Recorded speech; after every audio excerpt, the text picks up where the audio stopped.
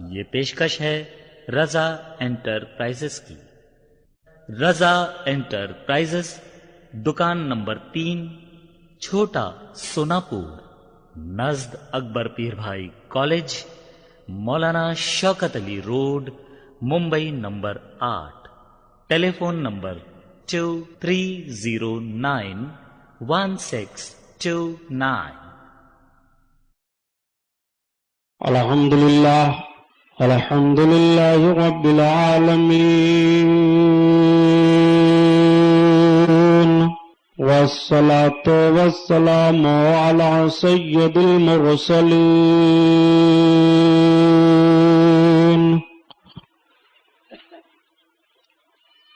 وعلى آله الطاهرين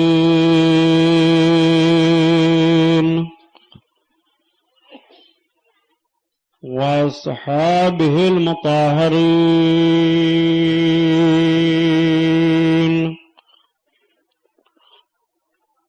وابنه الغوث العظم الجيلاني محي الدين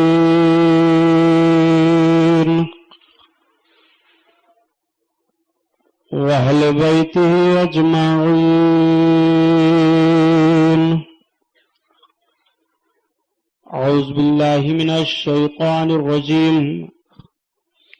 بسم الله الرحمن الرحيم۔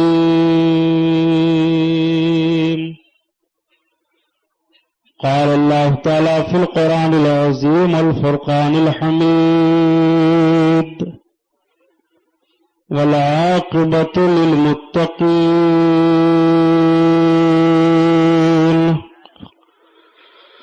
صدق الله البصير القدير، وصدق رسوله البشير النذير، والحمد لله رب العالمين۔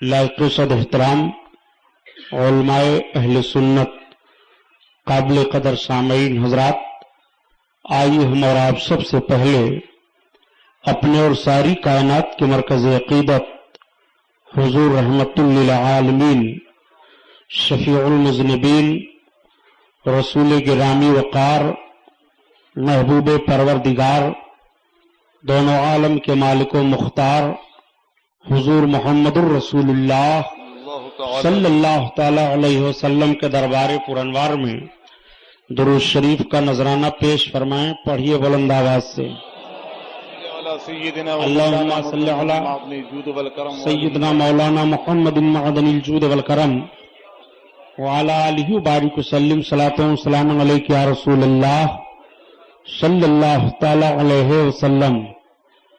پورا مجمع خیر و برکت کے لیے اور درود شریف پڑھ لیجیے۔ اللہم صلی علی سیدنا مولانا محمد معدن الجود والکرم وعلی آلہ بارک وسلم، صلاۃ و سلام علیک یا رسول اللہ صلی اللہ تعالی علیہ وسلم۔ یہ اسٹیج ہے کہ ہوٹل ہے؟ پیچھے سے جائے دو۔ حضرات، آج آپ کا یہ نورانی اور روحانی جلسہ جو آپ کے مدرسہ مدینہ تعلیم القرآن اور مدینہ مسجد تعلیم القرآن مدینہ مسجد کی طرف سے انعقاد ہے، ورلی کی سرزمین پر،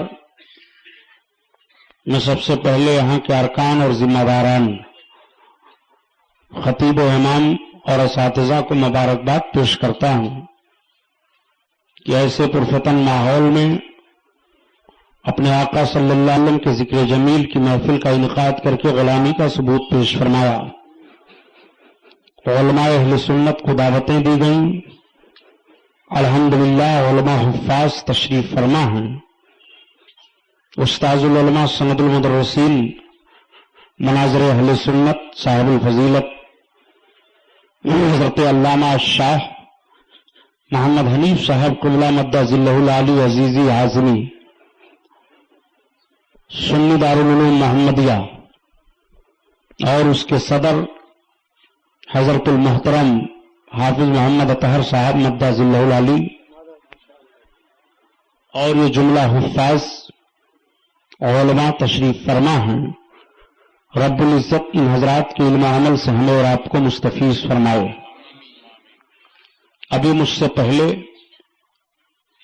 تھوڑا سا لیکن بہت ہی ایمان افروز اور معلوماتی بیان حضرت علامہ عزیزی صاحب قبلہ مفسر قرآن کا سنا گیا. طوفان اشک لانے سے آنکھ فائدہ، دو اشک ہی کافی ہیں گر کچھ اثر کریں.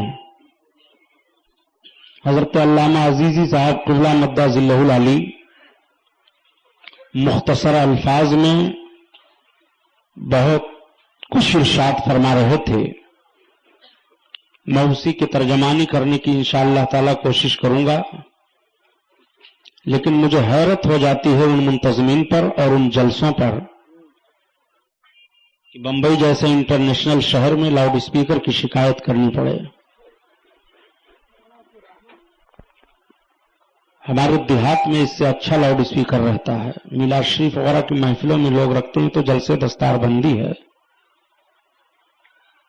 پولیس کی پابندی ہوتی ہے تو لوگ اس طرح لاؤڈ اسپیکر استعمال کرتے ہیں. لیکن الحمدللہ یہاں تو آپ کے لیے بہت کچھ سہولت ہے. بہرحال میں آج ہی بمبئی حاضر آیا ہوں اور کئی جلسوں میں شرکت کرنی ہے. الحمدللہ آپ کے اس مدینہ مسجد اور مدرسہ مدینہ تعلیم القرآن میں پہلی بار میں حاضر آیا. جناب محترم حاجی شمس الدین صاحب نے آپ حضرات کا مخلصانہ پیغام پہنچایا تو کچھ باتیں آپ یہاں سے لے کر کے جائیں، لیکن بہت ہی غور و فکر کے ساتھ ان باتوں کو سنیں.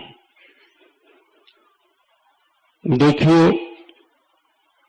ابھی حضرت علامہ محمد حنیف صاحب قبلہ عزیزی نے ارشاد فرمایا اللہ کے بندوں میں اللہ سے زیادہ علماء ڈرتے ہیں. اسی ڈر اور خوف پر میں تھوڑی دیر تک عرض کروں گا، لیکن آئیے سب سے پہلے حسب معمول اعلی حضرت عظیم البرکت آیت من آیات اللہ معجزۃ من معجزات رسول اللہ امام احمد رضا خان علیہ الرحمت و رضوان کی مقدس نعت پاک سے بیان کا آغاز ہو. اعلی حضرت اپنے آقا کی نعت کہتے ہیں. ان کی نعت کیا ہوتی ہے؟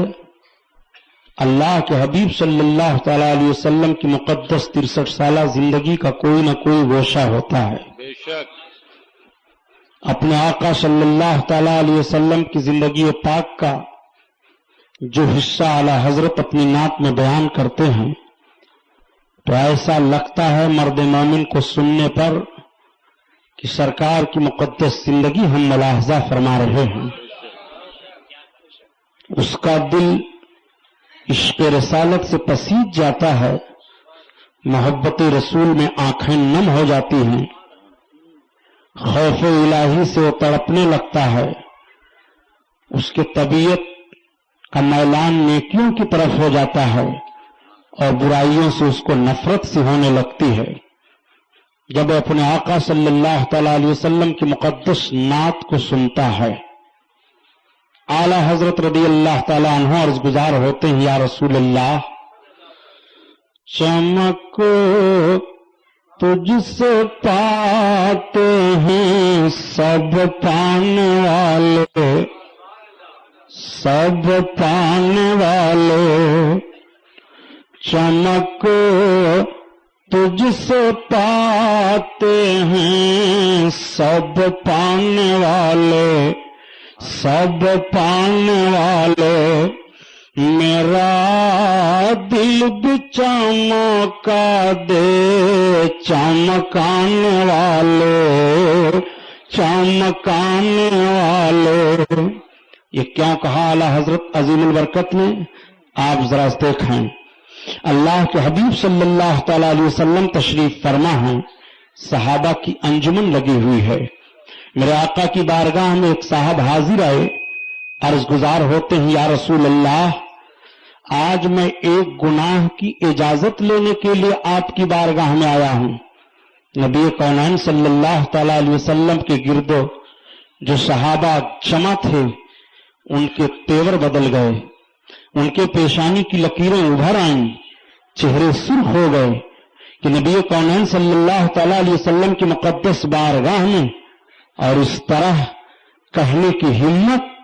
میرے سرکار نے ارشاد فرمایا آؤ قریب آؤ۔ جب وہ سرکار کے قریب ہوئے تو نبی کونین صلی اللہ تعالی علیہ وسلم نے ان کے سینے پر اپنا دست کریم رکھا، سبحان اللہ، اور ان کے سینے پر اپنا دست کریم رکھ کر کے ارشاد فرماتے ہیں تم کیا کہنا چاہتے ہو؟ عرض کرتے ہیں یا رسول اللہ ایک گناہ کی اجازت مانگنے آیا ہوں۔ وہ کون سا گناہ؟ عرض کرتے ہیں یا رسول اللہ زنا کرنے کی۔ معاذ اللہ، اتنا سننا تھا، صحابہ کے چہرے سرخ ہو گئے۔ نبی کونین صلی اللہ علیہ وسلم نے ان کے دل پر اپنے دست پاک کو رکھ کر کے پھیرتے ہوئے ارشاد فرمایا جس گناہ کے تعلق سے تم کہہ رہے ہو، یہ گناہ جس کے ساتھ ہو وہ کسی کی ماں ہوگی؟ ہاں یا رسول اللہ۔ وہ کسی کی بہن ہوگی؟ ہاں یا رسول اللہ۔ وہ کسی کی بیٹی ہوگی؟ ہاں یا رسول اللہ۔ آقا صلی اللہ علیہ وسلم نے جملے کو پلٹتے ہوئے ارشاد فرمایا اگر اس گناہ کا ارتکاب تمہاری ماں بہن بیٹی کے ساتھ کسی سے ہو تو تمہیں کیسا لگے گا؟ عرض کرتے ہیں یا رسول اللہ مجھ کو بہت برا لگے گا۔ اور پھر عرض کرتے ہیں یا رسول اللہ مجھ کو انتہائی نفرت پیدا ہو گئی۔ نبی کونین کے مقدس قدم پاک پر اپنے سر کو رکھ کر کے معافی کے خواستگار ہوتے ہیں اور عرض کرتے ہیں یا رسول اللہ اس گناہ کا خیال تک بھی میرے دل میں نہیں آئے گا۔ نبی کونین کا دست پاک چل رہا ہے ان کے سینے پر اور ان کا سینہ روشن و منور ہو گیا، ان کے دل سے گناہ کا یہ وسوسہ دور ہو گیا۔ اب حضرت عظیم البرکت کا شعر پڑھو، چمک تجھ سے پاتے ہیں سب پانے والے، سب پانے والے، میرا دل بھی چمکا دے چمکانے والے، چمکانے والے۔ میرے آقا صلی اللہ علیہ وسلم کا دست کریم سینے پر لگ گیا، دل روشن و منور ہو گیا۔ مسلمانوں ذرا قربان جاؤ اپنے آقا پر۔ نبی کونین صلی اللہ علیہ وسلم نے صحابہ کی بھری انجمن میں ارشاد فرمایا کہ اللہ تعالیٰ نے جسم میں گوشت کا ایک لوتھڑا پیدا فرمایا ہے، اگر وہ صحیح اور سالم ہے تو جسم کے تمام اعضاء درست رہتے ہیں، وہ ہے القلب، اس کا نام دل ہے۔ اگر دل سلامت ہے تو نگاہوں کا پاکیزہ ماحول سلامت رہتا ہے، اگر دل سلامت رہتا ہے تو ہاتھ کا طہارت سلامت رہتا ہے، اگر دل سلامت رہتا ہے تو پاؤں اچھے راہ پر اٹھتے ہیں، اگر دل سلامت رہتا ہے تو خیال و فکر گناہ کی طرف نہیں جاتے ہیں، اگر دل سلامت رہتا ہے تو آدمی اپنے ذہن و فکر کو عیاشیوں کی طرف نہیں لے جاتا ہے، اگر دل سلامت رہتا ہے تو جسم کے سارے اعضاء سلامت رہتے ہیں۔ اللہ کے حبیب ارشاد فرماتے ہیں ہے القلب، اس کا نام دل ہے۔ دل کو سلامتی دو، دل کو سنوارو، دل کو آراستہ کرو، دل کو کنٹرول میں رکھو۔ دل ہی جب سدھر جاتا ہے تو جسم کے سارے اعضاء کنٹرول میں رہتے ہیں۔ آقا کریم صلی اللہ علیہ وسلم کا ارشاد گرامی ہے جب بچہ پیدا ہوتا ہے تو اس کا دل صاف و شفاف آئینہ ہوتا ہے، جب ہوش سنبھالتا ہے گناہ میں نیکیوں میں احساس ہونے لگتا ہے، اگر اس سے خطا ہوتی ہے تو اس کے دل پر سیاہ داغ پڑ جاتا ہے، پھر وہ غلطی کرتا ہے، پھر اس کا داغ بڑھتا ہے، پھر وہ غلطی کرتا ہے، پھر اس کا داغ بڑھتا ہے۔ اب وہ غلطی کرتا جاتا ہے، اس کا داغ بڑھتا جاتا ہے، ایسا ہوتا ہے کہ پورے دل کو اس کا داغ چھا لیتا ہے۔ اپنے محاورے میں بھی آپ کہتے ہیں کہ فلاں کا دل سیاہ ہو گیا ہے، فلاں کا دل پتھر ہو گیا ہے، فلاں کا دل کالا ہو گیا ہے۔ حضرت علامہ محمد حنیف صاحب قبلہ ڈانٹتے ہوئے فرماتے ہیں، سبحانی صاحب کیا اس سے باتیں کر رہے ہو، اس کا دل تو سیاہ ہو گیا ہے۔ پتہ یہ چلا کہ جب دل سیاہ ہو جاتا ہے تو اس دل پر باتوں کے لیے کوئی اثر نہیں۔ جب دل سیاہ ہو جاتا ہے تو طبیعت کا میلان نیکیوں کی طرف نہیں ہوتا۔ جب دل سیاہ ہو جاتا ہے تو قدم مسجد کی طرف نہیں اٹھتے ہیں۔ جب دل سیاہ ہو جاتا ہے تو ذہن و فکر پر عیاشیوں کے بادل چھائے رہتے ہیں۔ جب دل سیاہ ہو جاتا ہے تو آدمی حقوق کی پامالی کر ڈالتا ہے۔ جب دل سیاہ ہو جاتا ہے تو حق اور باطل میں امتیاز نہیں پیدا کر پاتا۔ جب دل سیاہ ہو جاتا ہے تو حلال و حرام میں فرق نہیں کر پاتا ہے۔ جب دل سیاہ ہو جاتا ہے تو نیکیوں کی طرف طبیعت نہیں لگتی ہے، بلکہ نیکیوں سے الجھاؤ پیدا ہو جاتا ہے جب دل سیاہ ہو جاتا ہے۔ لیکن وہی بندہ اگر توفیق الہی سے اپنی خطا سے رب کی بارگاہ میں معافی مانگتا ہے اور توبہ کرتا ہے تو اس کے دل کا داغ ختم ہوتا ہے، پھر توبہ کرتا ہے، پھر داغ ختم ہوتا ہے، پھر توبہ کرتا ہے، پھر داغ ختم ہوتا ہے۔ وہ توبہ کرتا جاتا ہے، ایک دن ایسا آتا ہے کہ اس کے دل کا سارا داغ دور ہو جاتا ہے اور اس کو عرفان الہی حاصل ہو جاتا ہے۔ اب اس کا دل صاف و شفاف آئینہ ہو جاتا ہے۔ اعلیٰ حضرت عظیم البرکت اپنے آقا کی بارگاہ میں یہی دعا مانگ رہے ہیں، میرے سرکار دلوں کو روشنی آپ سے ملتی ہے، دل روشن و منور آپ سے ہوتے ہیں۔ میرے سرکار اگر آپ کرم فرما دیں، آپ کی نگاہ عنایت اٹھ جائے تو ہمارے بھی دل روشن و منور ہو جائیں۔ چمک تجھ سے پاتے ہیں سب پانے والے، سب پانے والے، میرا دل بھی چمکا دے چمکانے والے، چمکانے والے۔ میرے آقا صلی اللہ علیہ وسلم کس طرح چمک عطا فرماتے ہیں ذرا ملاحظہ کرو۔ اللہ کے حبیب صلی اللہ علیہ وسلم ہیں، دو صحابی سرکار کی بارگاہ میں حاضر ہیں، رات کا حصہ گزرتا چلا جا رہا ہے، آقا کی بارگاہ میں کچھ عرض و معروض کر رہے ہیں۔ اس کے بعد عرض کرتے ہیں، یا رسول اللہ اب رات کا حصہ گزرتا چلا جا رہا ہے، میرے سرکار اب ہمیں اجازت عطا فرما دیں، ہم اپنے گھروں کو جانا چاہتے ہیں۔ اللہ کے حبیب صلی اللہ علیہ وسلم نے ارشاد فرمایا جاؤ، لیکن راستہ تاریک ہے، اندھیرا چھایا ہوا ہے۔ عرض کرتے ہیں، یا رسول اللہ راستے میں اندھیرا ہے، سرکار روشنی نہیں ہے ہمارے پاس۔ تو آج کل کی طرح سے روشنی کا انتظام نہیں تھا، نبی کونین صلی اللہ علیہ وسلم کی نگاہ نبوت پڑی، میرے آقا دیکھتے ہیں کہ صحابی کے ہاتھ میں لاٹھی ہے، ارشاد فرماتے ہیں لاؤ تم اپنی لاٹھی مجھے دے دو۔ صحابی نے اپنی لاٹھی سرکار کے دستے نبوت میں دے دیا۔ آقا کریم نے جیسے اپنے دستے نبوت میں عصا کو لیا اور لے کر کے پھر جدا فرماتے ہیں تو اس لاٹھی میں روشنی آ جاتی ہے۔ ارشاد فرماتے ہیں تم دونوں اس روشنی میں چلے جاؤ۔ وہ دونوں صحابی اس روشنی میں چلے آ رہے ہیں، راستے کا اندھیرا پن دور ہو جاتا ہے، راستے میں گرتے پڑتے نہیں ہیں۔ اعلیٰ حضرت عظیم البرکت اسی کی ترجمانی فرماتے ہیں کہ ایک لاٹھی میرے سرکار کے دستے کرم میں آ جائے اور جدا کر دے تو اس میں روشنی آ جاتی ہے، اور ایک لاٹھی حضرت موسیٰ پیغمبر اپنے ہاتھ میں لیتے تھے اور جب وہ جدا کرتے تھے تو بجائے روشنی آنے کے سانپ بن جاتا تھا، لوگ ڈر کی وجہ سے گرنے پڑنے لگتے تھے۔ مگر یہ میرے سرکار کے دستے کرم کی لاٹھی ہے کہ صحابی دونوں چلے جا رہے ہیں، اپنے مکان کو پہنچ جا رہے ہیں، راستہ روشن و منور ہے، نہ کہیں لڑکھڑاتے ہیں نہ کہیں گرتے پڑتے ہیں۔ اعلیٰ حضرت عظیم البرکت اسی کی ترجمانی فرماتے ہیں، ایسا کالی مزدہائے غضب تھا،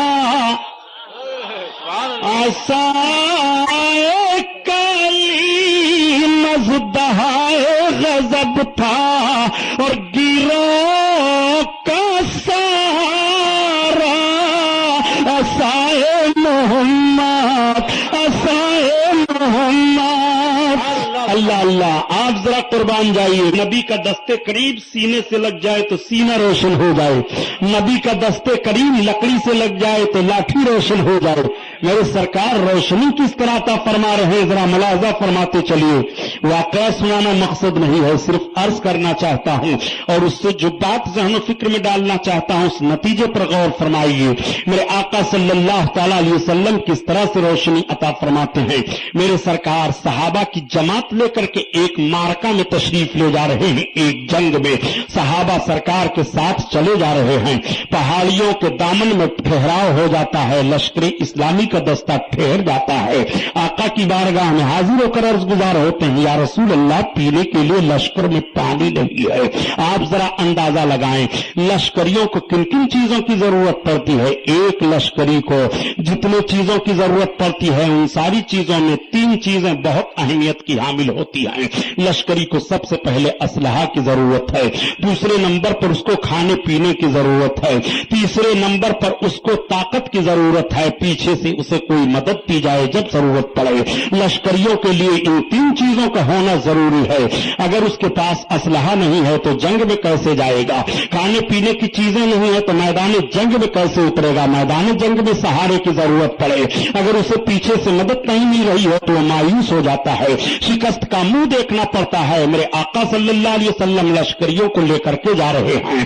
صحابہ نے شکایت عرض کر دی، یا رسول اللہ پینے کے لیے پانی نہیں ہے. اب آپ ذرا اپنے نبی پر قربان جائیے. نبی کونین صلی اللہ تعالی علیہ وسلم کی بارگاہ میں عرض کرنے والے صحابہ عرض کر رہے ہیں کہ یا رسول اللہ پینے کے لیے پانی نہیں ہے.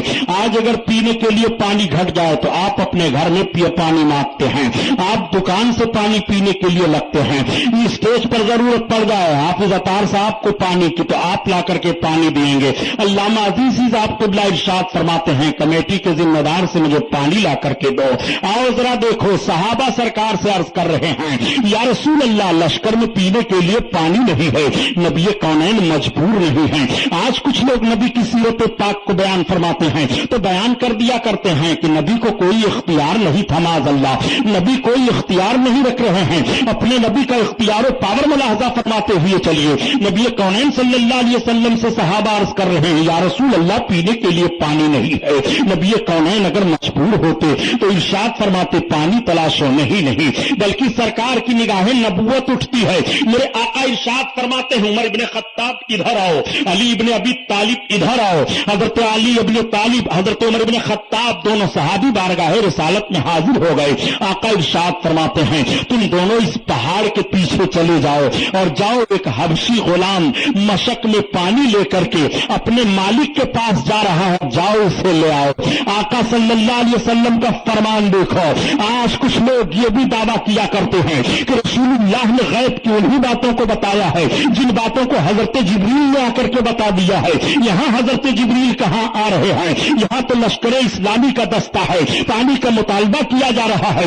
نبی کونین ارشاد فرما رہے ہیں عمر ابن خطاب تم چلے جاؤ، علی ابن ابی طالب تم چلے جاؤ. مگر یہ صحابہ سرکار سے یہ نہیں عرض کرتے ہیں کہ یا رسول اللہ جہاں آپ ہو وہیں ہم ہیں، ہماری نگاہ تو نہیں دیکھ رہی ہے، آپ کی نگاہ پہاڑ کے پیچھے کیسے دیکھ رہی ہے؟ صحابیوں کا مقدس عقیدہ یہ ہے کہ یہ رسول اللہ ہیں. جب یہ فرش پر رہ کر کے عرش کی خبر دیا کرتے ہیں تو زمین پر پہاڑ ان کے لیے حجاب نہیں بن سکتا ہے.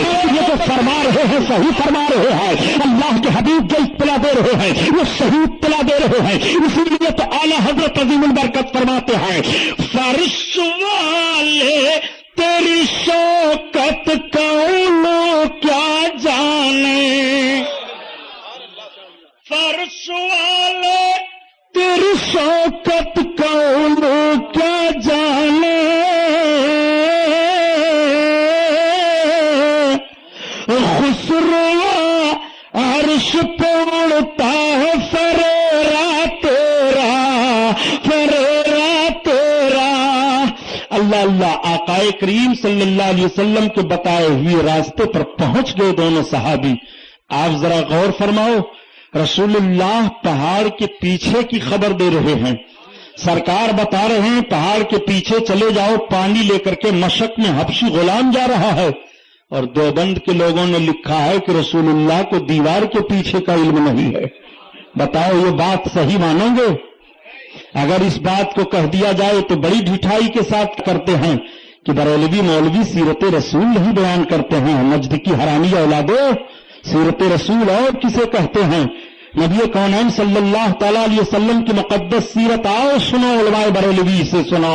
आकाए करीम सल्लल्लाहु अलैहि वसल्लम पहाड़ के पीछे की खबर दे रहे हैं। तुझे जुरात कैसे हुई ये लिखने और कहने की कि रसूलुल्लाह को माज़अल्लाह दीवार के पीछे का इल्म नहीं है? नबी तो पहाड़ के पीछे की खबर अता फरमा रहे हैं और सहाबा को खबर दे रहे हैं, हजरत उमर इब्न खत्ताब को खबर दे रहे हैं, हजरत अली को खबर दे रहे हैं। मगर इन सहाबियों में से कोई ये नहीं कह रहा है कि या रसूल अल्लाह पहाड़ के पीछे आप खबर कैसे दे रहे हैं? मुझे इल्म है कि रसूलुल्लाह जो फरमा रहे हैं सही फरमा रहे हैं। मेरे आका के बताए हुए राह पर पहुंचे दोनों सहाबी, देखा कि वाकई हबशी गुलाम मशक में पानी लेकर के जा रहा है। कहा गुलाम चल मेरे आका के पास चल। गुलाम ने कहा मैं अपने मालिक के पास जा रहा हूं। हजरत अली ने फरमाया तुझे मेरे आका के पास चलना पड़ेगा। कहा कौन आका?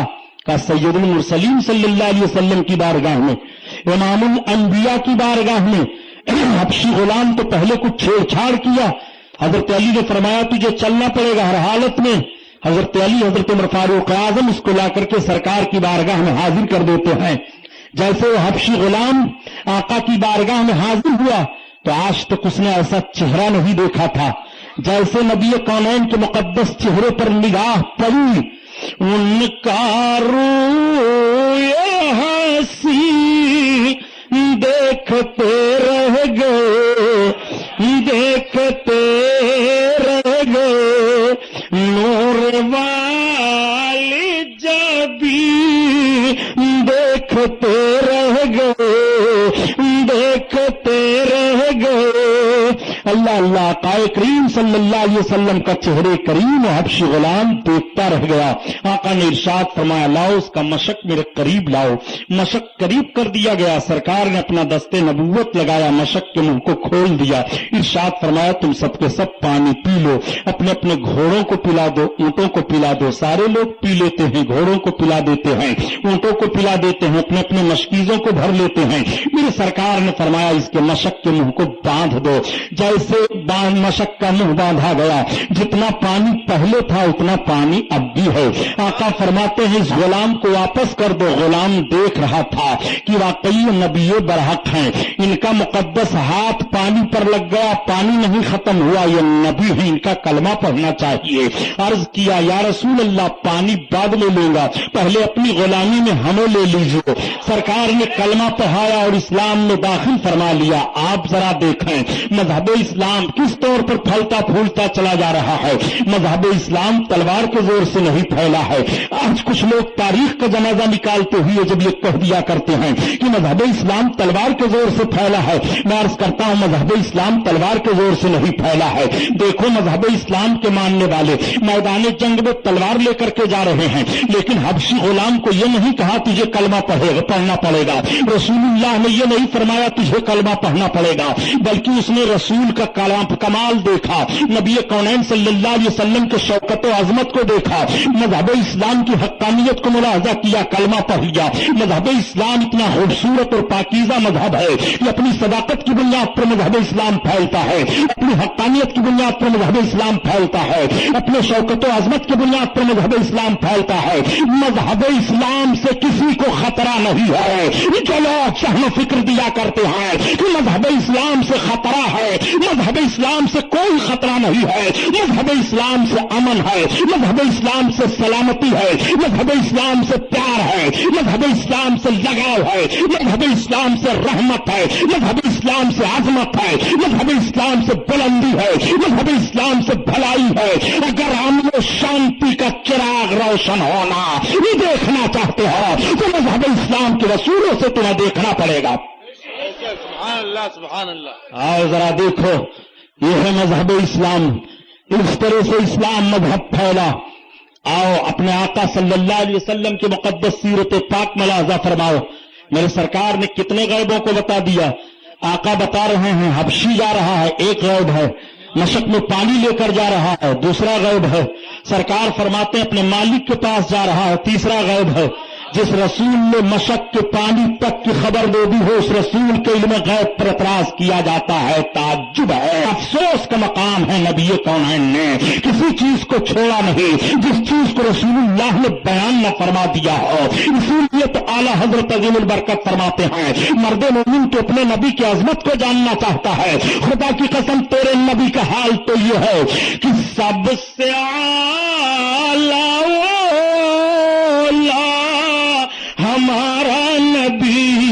हमारा नबी और अपने मौला का प्यारा हमारा नबी अल्लाह अल्लाह काए करीम सल्लल्लाहु अलैहि वसल्लम के दस्ते पाक पर इस्लाम जब हबशी ने कबूल फरमा लिया तो रसूलुल्लाह के दीवाने भी बड़े फरजाने होते हैं। निगाह पड़ गई थी कि रसूलुल्लाह का हाथ मशक से लग गया, पानी कम नहीं। रसूलुल्लाह मैं हबशी हूँ, आप अपना नबुवत वाला हाथ मेरे चेहरे पर लगा दें। सरकार ने फरमाया आओ करीब आओ। जैसे करीब हुए अल्लाह के रसूल ने नबुवत वाला हाथ उनके चेहरे पर फेर दिया तो उनका चेहरा चमकने लगा। मौलाना रूम रहमतुल्लाह अलैह अपनी जबान में फरमाते हैं कि सानिए है यूसुफ शुदू दर कमालो दर जमाल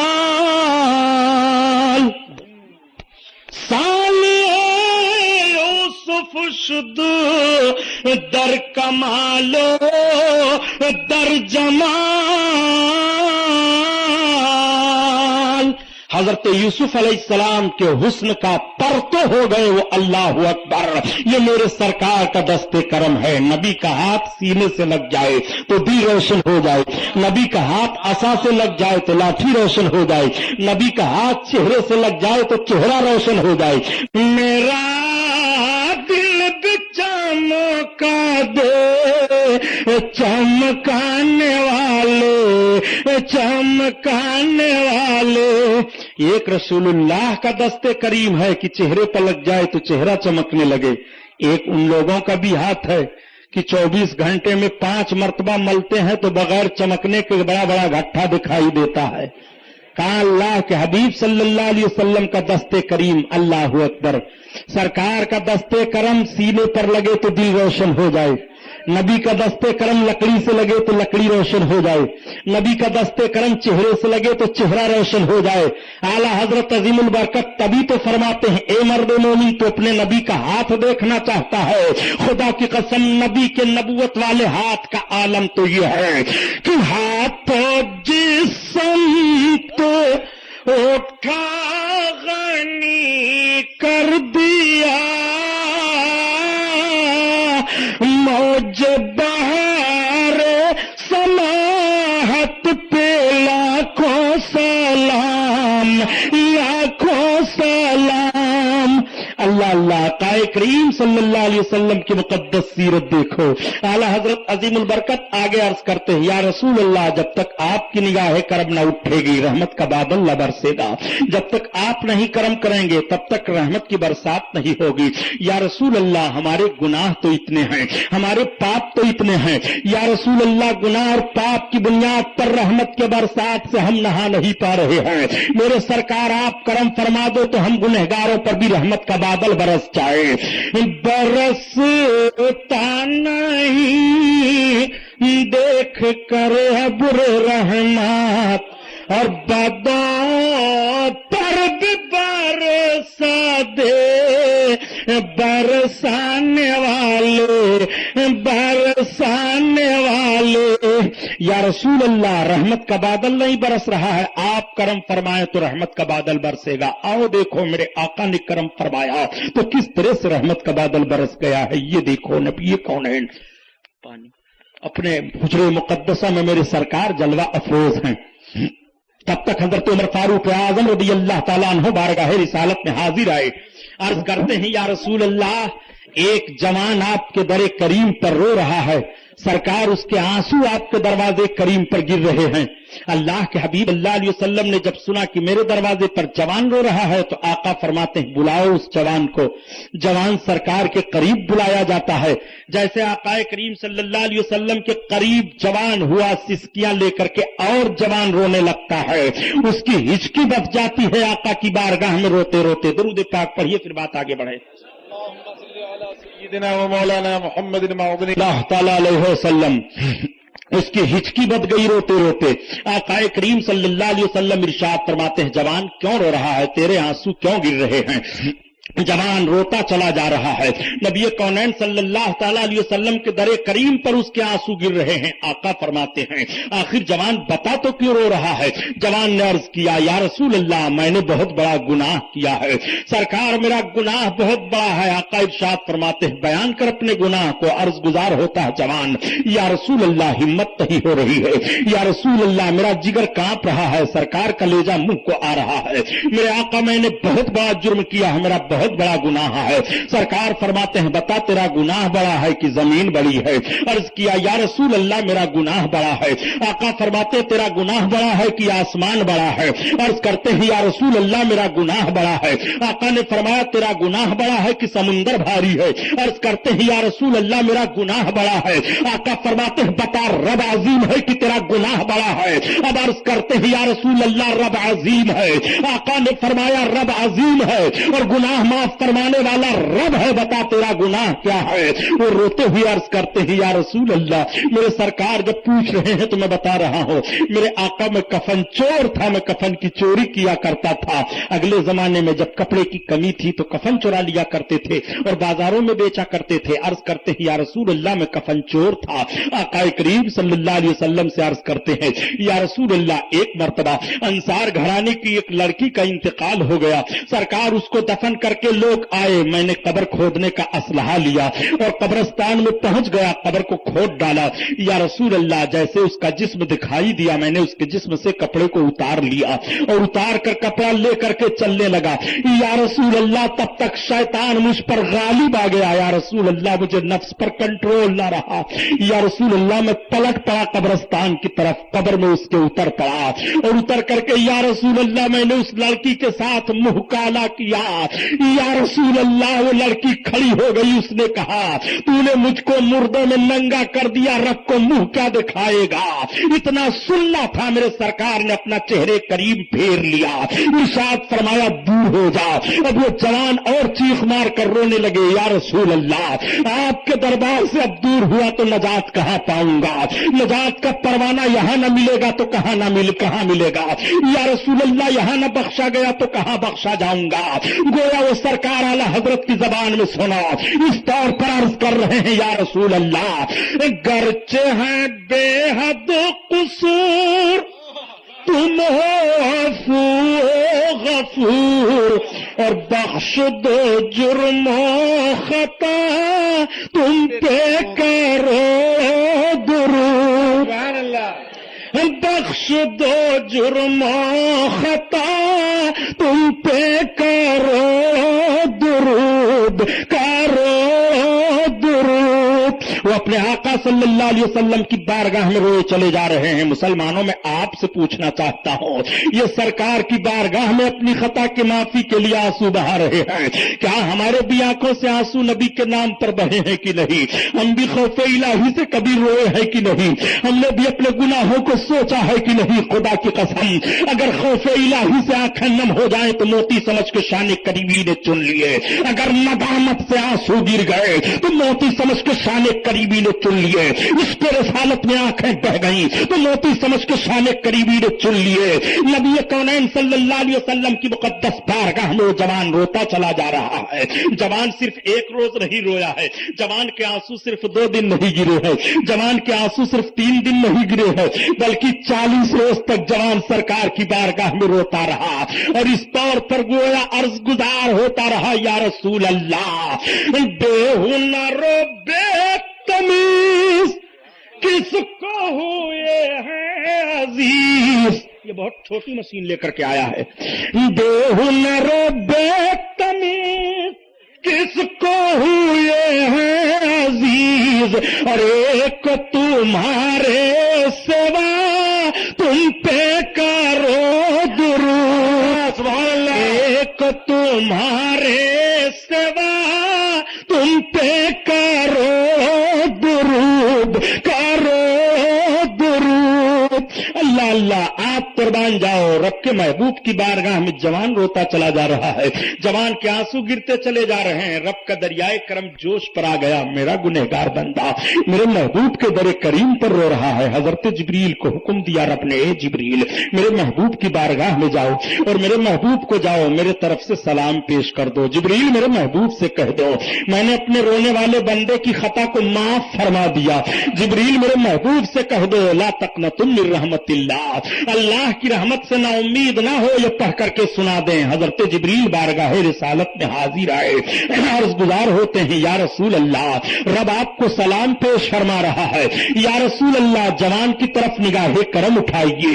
रब ताला ने जवान की खता को माफ फरमा दिया, उसका रोना पसंद फरमा लिया और रब फरमा रहा है अपने बंदों के गुनाहों को मैं माफ करूंगा।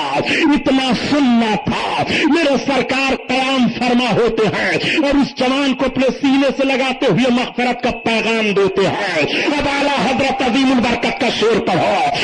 बरसता नहीं देख कर अब्र रहमत और बादों पर भी बरसा दे, बरसाने वाले, बरसाने वाले, बादों पर भी बरसा दे, बरसाने वाले, बरसाने वाले। अल्लाह अल्लाह, देखो आका सल्लल्लाहु अलैहि वसल्लम की बारगाह में जो रोता है किस तरह से गुनाह से माफी का परवाना पाता है। कहाँ है वो लोग जो कहा करते हैं रसूलुल्लाह से कुछ नहीं मिलता, नादान रसूलुल्लाह ही से तो सब कुछ मिलेगा। नबी कौनैन ही की चौखट से तेरे लिए नजात है, इख्तिदार नबी के दरवाजे से है, मग़फ़िरत व नजात नबी के दरवाजे से है, रिफात व बुलंदी सब नबी के दरवाजे से है, रिज़्क़ की तक़सीम नबी के दरवाजे से है, इल्म का बटना नबी के दरवाजे से है। इसीलिए तो आला हजरत अज़ीमुल बरकत फरमाते हैं कि खल्क़ के हाकिम हो तुम और रिज़्क़ के क़ासिम हो तुम। या रसूल अल्लाह, खल्क़ के हाकिम हो तुम और रिज़्क़ के क़ासिम हो तुम। जो मिला तुमसे मिला, तुम पे करो दुरूद। जो मिला तुमसे मिला, तुम पे करो दुरूद, करो दुरूद। और सुनो मुसलमानों, देखो अपने आका की मुकद्दस जिंदगी पाक देखो। मेरे सरकार सल्लल्लाहु अलैहि वसल्लम का विसाल शरीफ हुआ। आज कुछ जालिम लोग ये ज़हन फिक्र देते हैं, बल्कि जब मैं 99 में हजरत हज करने गया तो मुझे एक छोटी सी किताब जिद्दा में दी गई। जब मैं उसको उलट करके देखा तो उसके सिर्फ दूसरे सफ़हा पर लिखा था कि रसूलुल्लाह सलाम मुर्दा है माज़अल्लाह।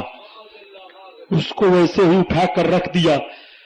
ताज्जुब हुआ, ऐसे लोग भी इस दुनिया में हैं जो अपने नबी के ताल्लुक से इस तरह का ज़हन फिक्र रख रहे हैं। माज़अल्लाह रब्बिल आलमीन, नादान नबी कौनैन सल्लल्लाहु अलैहि वसल्लम को आई है मौत, लेकिन सिर्फ एक आन के लिए, एक लम्हा के लिए आई थी उन्हें भी मौत। एक लम्हा के लिए आई थी उन्हें भी मौत और फिर हमेशा के लिए उनकी मौत मर गई, उनकी मौत मर गई। मेरे आका सल्लल्लाहु तआला अलैहि वसल्लम का जब वसाल शरीफ हुआ, वसाल शरीफ के बाद 3 रोज का अरसा गुजरा था कब्र अनवर में आराम फरमाते हुए। मदीना शरीफ से बाहर एक साहब थे, वो आए मदीना तैयबा में, हजरत अली रदी अल्लाह ताला अन्हु से मुलाकात हो गई। अर्ज करते हैं, ए अली इब्न अबी तालिब, मैं आकाए करीम सल्लल्लाहु ताला अलैहि वसल्लम से शर्फ़े मुलाकात हासिल करना चाहता हूं, मेरे सरकार कहाँ हैं? तब तक हजरत अली रोने लगे, उनकी ढारस बद गई रोते रोते, ये भी रोने लगे। रोते रोते अर्ज करते हैं, ए अली इब्न अबी तालिब, آپ بتاؤ تو میرے سرکار کا جیسے میں نے اپنے آقا کے تعلق سے پوچھا تو آپ رو رہے ہیں. حضرت علی پھر رونے لگے. فرماتے ہیں گمبھیر آواز میں رودھی ہوئی یہ پوچھنے والے کیا تمہیں معلوم نہیں ہے؟ انہوں نے کہا مجھے کچھ نہیں معلوم ہے. کہا یہ دیکھو سامنے جو قبر انور دکھائی دے رہی ہے, آج 3 دن کا عرصہ گزر گیا, میرے اور تمہارے آقا اسی میں آرام فرما ہے. اتنا سننا تھا کہ وہ چیخ مار کر کے رو پڑے اور سرکار کے قبر انور پر اپنے سر کو رکھا اور مٹی شریف اٹھا کر کے اپنے سر پر رکھنا شروع کیا اور روتے جا رہے ہیں یا رسول اللہ اب ہم کدھر جائیں؟ یا رسول اللہ اب ہمارے لیے پناہ گاہ کہاں ہے؟ یا رسول اللہ اب نجات کا پروانہ کہاں ملے گا؟ یا رسول اللہ آپ تو ہماری نگاہوں کے سامنے اوجھل ہو گئے. میرے سرکار ہم نہیں دیکھ رہے ہیں. میرے آقا اب ہم کہاں جائیں؟ کس کی بارگاہ میں جائیں؟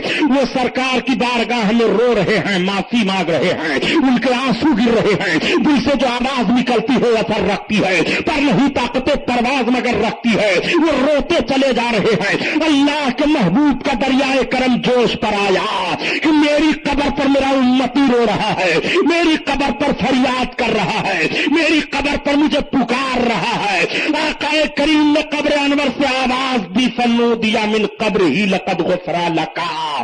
قبر انور سے آواز آتی ہے جا تجھے بخش دیا گیا, جا تجھے نجات کا پروانہ دے دیا گیا. آپ قربان جاؤ. اسی لیے تو اعلی حضرت عظیم البرکت فرماتے ہیں کہ فریاد امتی جو کرے حال زار میں, حال زار میں ممکن نہیں کہ خیر بشر کو خبر نہ ہو, خبر نہ ہو. امتی اپنے نبی کی بارگاہ میں مصیبت کے وقت فریاد کرے, میرے سرکار نہ سنے یہ ہو ہی نہیں سکتا. میرے آقا اپنے امتیوں کے فریاد کو سن رہے ہیں. قبر انور سے سرکار آواز دے کر کے ارشاد فرماتے ہیں جا تجھے بخش دیا گیا, تجھے نجات کا پروانہ دے دیا گیا. کہاں ہیں وہ لوگ جو نبی کونین صلی اللہ علیہ وسلم کو مردہ کہتے ہیں؟ اسی لیے تو اعلی حضرت بریلی کے تاجدار مجدد اعظم ہند ارشاد فرماتے ہیں, میرے اعلی حضرت عظیم البرکت فرماتے ہیں اے مرد مومن دیکھ تیرے آقا کا کرم کیا ہے اور تیرے سرکار کی زندگی کیا ہے. تو زندہ ہے واللہ, تو زندہ ہے واللہ, اور میرے چشم عالم سے چھپ جانے والے, چھپ جانے والے. یا رسول اللہ آپ زندہ ہیں, اگرچہ دنیا کی نگاہ آپ کو نہیں دیکھ پا رہی ہے, سارے لوگ آپ کو نہیں دیکھ پا رہے ہیں, میرے آقا آپ زندہ ہیں. سرکار کی زندگی پاک کی بات آ گئی تو مسلمانوں حوالہ لے لو تاکہ چلے جانے کے بعد مدینہ مسجد کے کسی نماز پڑھنے والے سے کوئی دریدہ دہن یہ سوال نہ کرے کہ سبحانی صاحب بیان کر گئے کہ نبی کونین صلی اللہ علیہ وسلم اپنی قبر انور میں زندہ ہیں. جی ہاں, میرے سرکار اپنی قبر انور میں ایسے زندہ ہیں جیسے دنیا میں زندہ تھے, اور نبی کونین تمام امتیوں کی فریاد کو سن رہے ہیں. نبی کونین صلی اللہ علیہ وسلم سب کو ملاحظہ فرما رہے ہیں. نبی کی مقدس نگاہ پاک سے دنیا کا کوئی ذرہ پوشیدہ نہیں ہے, کوئی امتی پوشیدہ نہیں ہے. اللہ کے رسول سب کو خلوت میں بھی ملاحظہ فرما رہے ہیں, سب کو جلوت میں بھی ملاحظہ فرما رہے ہیں, سارے فریادیوں کی فریاد کو بھی سن رہے ہیں. اللہ کے رسول صلی اللہ علیہ وسلم جیسے 63 سالہ زندگی میں تھے, وہ سال شریف کے بعد میرے آقا کی وہی مبارک زندگی ہے, اسی طرح سے سرکار اپنی قبر انور میں زندہ ہیں. حوالہ لو. تبلیغی جماعت والے ایک بڑی موٹی کتاب پڑھتے ہیں جس کتاب کا نام ہے تبلیغی نصاب. اب ان کی تبلیغ پتہ نہیں کہاں گئی, ان کو بھی جانا چاہیے جیسے سب ایودھیا جا رہے ہیں. ایک طرف سے یہ جا رہے ہیں, ایک طرف تبلیغیوں کو جانا چاہیے. اس سے بھاری اور تبلیغ کیا ہوتی ہے؟ ارے یار ایودھیا کا نام لے لیا, آپ کرو نہیں مسلمان ہو. کچھ لوگ کانپ جاتے ہیں. میں تو 35 کلومیٹر کی دوری پر صرف رہتا ہوں. سنو تبلچیو, نجد کی بدماش اولادو, رسول اللہ کے عزت کا کھلواڑ کرنے والی جماعت کبھی نہیں پنپ سکتی ہے. آج پوری دنیا کے مسلمانوں کے لیے رسوائی کی نحوست یہی بنے ہوئے ہیں. آؤ دیکھو اپنے آقا کی زندگی دیکھو, تمہیں بھی بیان کر دینا پڑتا ہے. تبلیغی نصاب ایک کتاب ہے, بڑی موٹی کتاب ہے, जिसको तबलीगी जमात का अमीर मस्जिद में पढ़कर सुनाता भी है, इन चीजों में मिंबर पर वो किताब रखी भी रहती है। उस तबलीगी निसाब किताब में मौलवी जकरिया ने लिखा है कि अल्लाह के रसूल सल्लल्लाहु तआला अलैहि वसल्लम की बारगाह में हजरत सैयद अहमद कबीर रिफाई रहमतुल्लाह अलैह तशरीफ ले गए, जो सरकार गौस पाक के रिश्तेदारों में से हैं और सरकार गौस पाक के हमअसरों में से हैं, दोस्तों में से हैं। आप दोनों हजरात का जमाना एक है, बड़ी मोहब्बत है दोनों में। जैसे अभी हजरत अल्लामा अजीज साहब कुबला ने फरमाया, हमारे अकाबरों में कितनी मोहब्बतें थीं और असागिर किस तरह से नफरत की बूझ बो रहे हैं। मेरे दोस्त, हमको बनना है निशाने राहे मंजिल दोस्तों। हम अगर भटके तो कितने कारवां खो जाएंगे। आकाए करीम सल्लल्लाहु तआला अलैहि वसल्लम की बारगाह में हजरत सैयद अहमद कबीर रिफाई रहमतुल्लाह अलैह हाजिर हुए, और जब हजरत सैयद अहमद कबीर रिफाई हाजिर हुए सरकार की बारगाह में, तो सलाम अर्ज किया आका को और अर्ज किया, या रसूल अल्लाह, अभी तक तो मैं आप पर दूर दूर से सलातो सलाम भेजता था, अब आपके रौजा के करीब आपके सामने सलातो सलाम भेज रहा हूं। या रसूल अल्लाह, अपना दस्ते करीम आप बाहर कीजिए, मैं आपके हाथ का बोसा लूंगा। जैसे उन्होंने यह अर्ज किया आका की बारगाह में, तब तक कब्र अनवर शक हो जाती है और अल्लाह के हबीब का दस्ते पाक बाहर निकल आता है। हजरत सैयद अहमद कबीर रिफाई बोसा लेते हैं। उस वक्त मदीना तैयबा में 90,000 का मजमा था जिन्होंने अपनी खुली आंखों से सरकार का यह मौजज़ा देखा।